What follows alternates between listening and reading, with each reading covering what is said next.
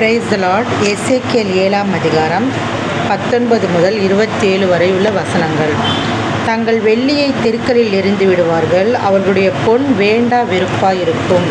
கர்த்தருடைய சினத்தின் நாளிலே அவர்கள் வெள்ளியும் அவர்கள் பொன்னும் அவர்களை விடுவிக்க மாட்டாது.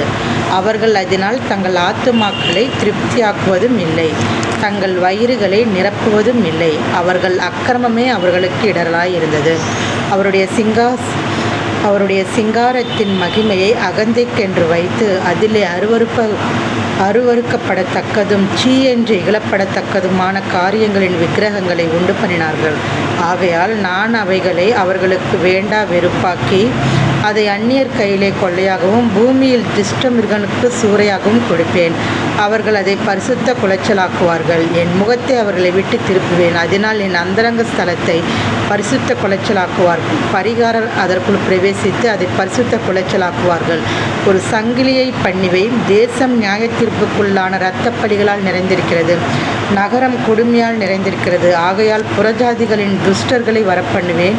அவர்கள் இவர்களுடைய வீடுகளை சுதந்திரித்துக் கொள்வார்கள். பலவான்களின் பெருமையை ஒழிய பண்ணுவேன். அவர்கள் பரிசுத்த ஸ்தலங்கள் பரிசுத்த குலைச்சலாகும்.